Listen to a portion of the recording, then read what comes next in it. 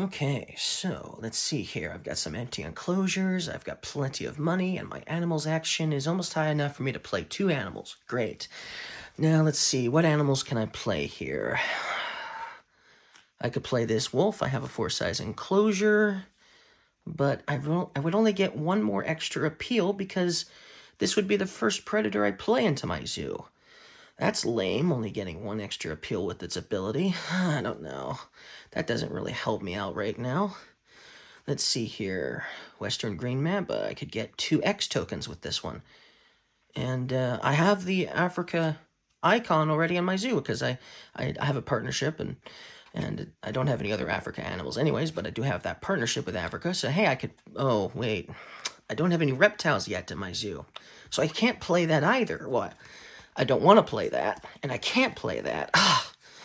And then let's see here. This one can go in a 4-size enclosure, so I could put... Oh, but wait.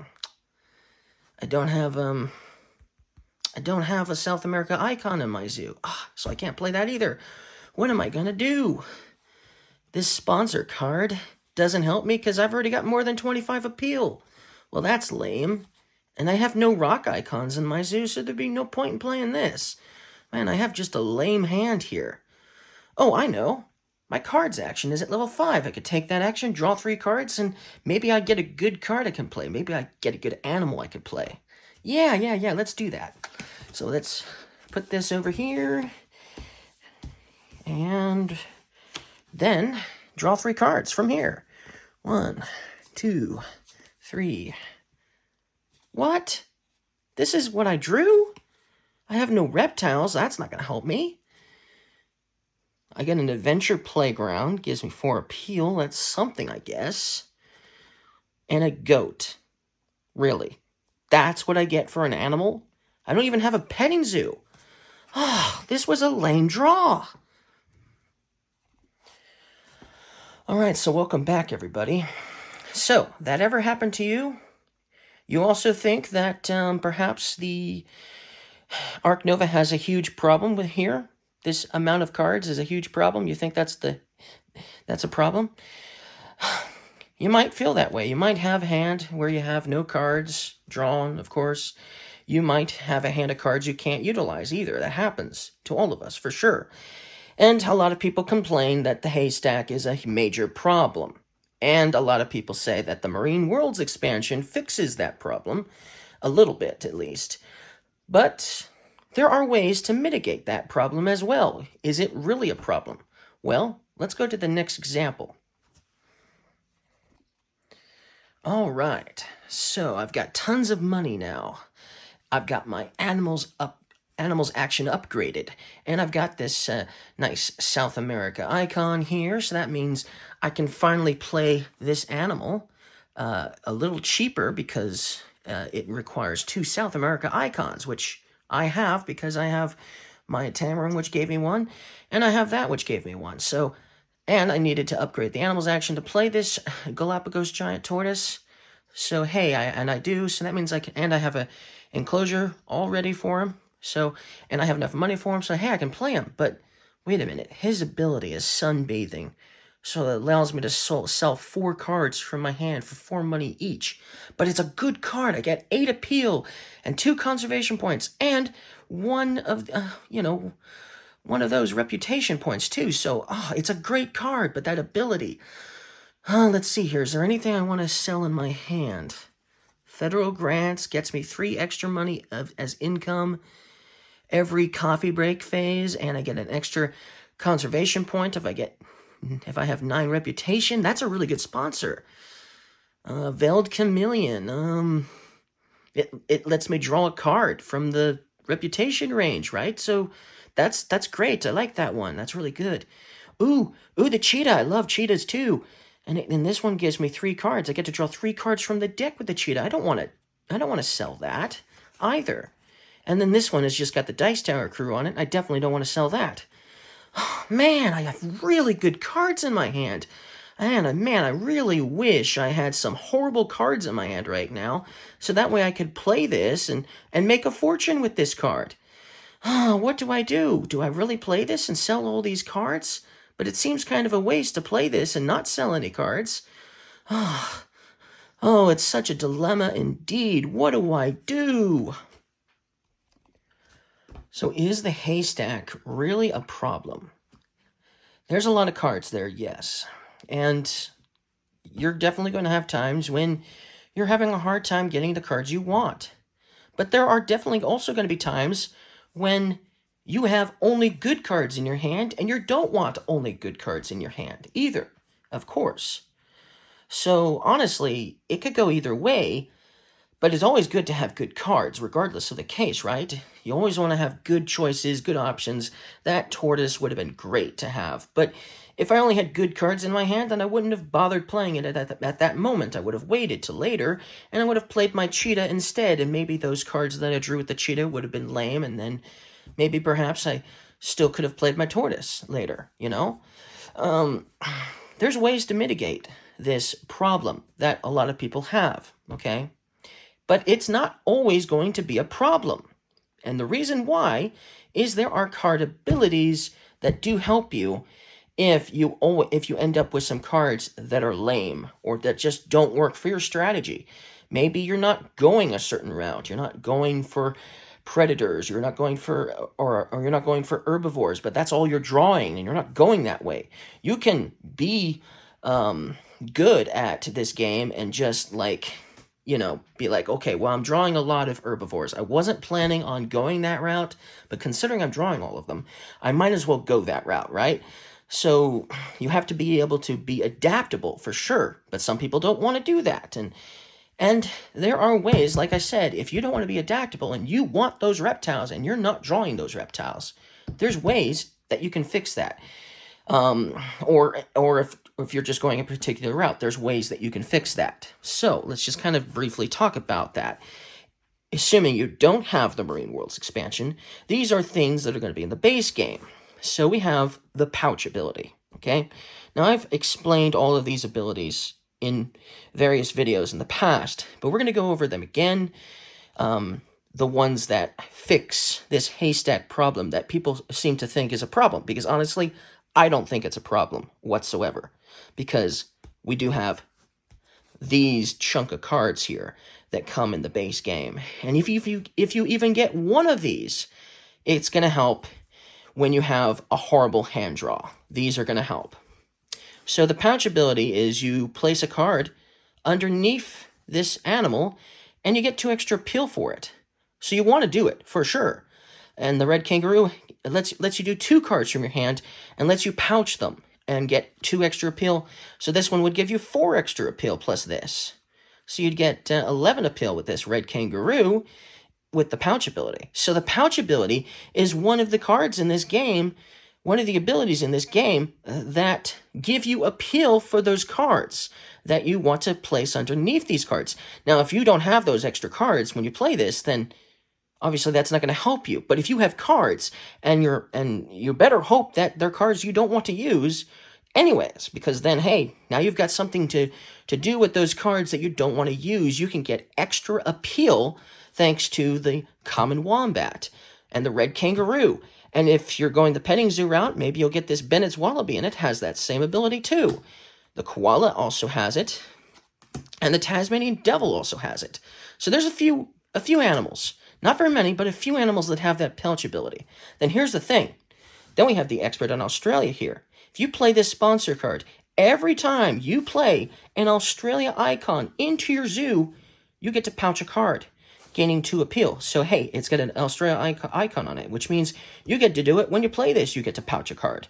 And then if you're playing other Australian animals, even if it's not these, you know, if you're playing other Australian animals, like, I don't know, the platypus, for instance, then you could pouch a card, which is nice. So that's just one of the abilities that will help you if you are having horrible draws, okay?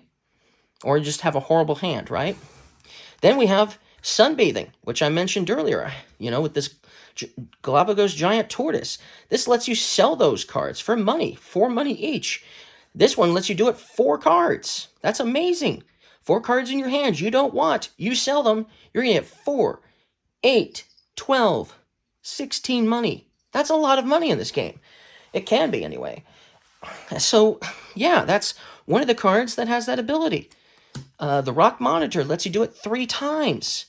The Ring-tailed Lemur lets you do it 3 times. The Chinese Water Dragon lets you do it twice. The African Spurred Tortoise lets you do it 3 times. The common Agama lets you do it twice. And the Australian Sea Lion also lets you do it 3 times. So hey, it's not just reptiles that have this ability.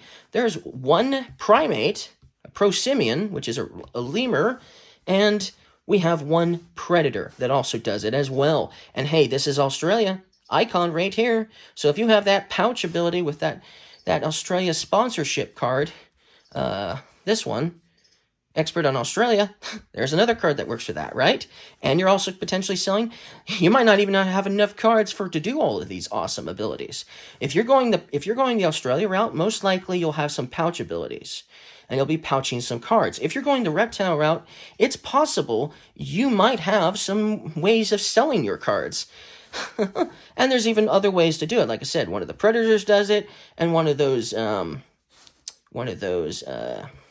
was it? Oh yeah, and one of those primates also has this ability. So, that's cool. But hey, it's even better. We have this sea turtle tank here, and yes, this is I'd have the Marine Worlds expansion in there. But if you have the base game, you wouldn't have this icon. You'd just have the reptile icon. But the thing is, if you play this early into your zoo, and you're going the reptile route, every time you play a reptile, doesn't matter what. So you don't even have to have the common gamma or the other tortoises. It doesn't matter. But any reptile that you play into your zoo, or any reptile icon you play into your zoo for that matter, you get to do the sunbathing ability and sell a card for 4 money. That's nice. That is really nice. Every time you play a reptile, you get to do Sunbathing 2, as you can see. Sunbathing 2. You get to do it twice every time you play a reptile icon into your zoo. That's amazing. So there's a sponsor that's really good for selling cards as well. So reptile route is a no-brainer for sure. It'll help you almost every time with your haystack problem that some of you guys consider a problem. Then we have the digging ability, okay? And all of the herbivores, there's not all the herbivores, but only herbivores seem to have this ability, digging. And what it does is, if you have some cards in your hand that you don't like, okay, you can discard them and draw another card in their place. Now, the lowest it can be is digging 2. So let's say you do that. Let's say you discard a card you have in your hand, you don't like, you draw a card. But that card you drew, it was awful. Okay, or maybe it was good, but you have another card in your hand that you don't like. You could discard that one and draw another card. Remember, you get to do this twice with some of these. You get to do it even more. So there's ways to mitigate this haystack issue, if you're having a hard time with it. So the crested porcupine does it. The mountain tapir does it twice. The Malayan tapir, which is in Asia, the only species of tapir in Asia. The rest of the species of tapirs live in South America. But this one lets you do it 3 times. And then the dugong, which is another Australian animal here, lets you do it 4 times. So that's amazing. So those are just some of, like I said, some of the abilities that will, will help you with your haystack problem, or should I say with your hand management problem, your hand drawing problem. You've got one that lets you, like I said, discard cards from your hand to draw cards. You've got another one that sells the cards in your hand, and you've got another ability that lets you get a peel for those cards in your hand. So now you've got 3 different abilities here that do something to the cards that you don't like. Now, granted, you might still use these abilities on the cards you do like. But that's the thing.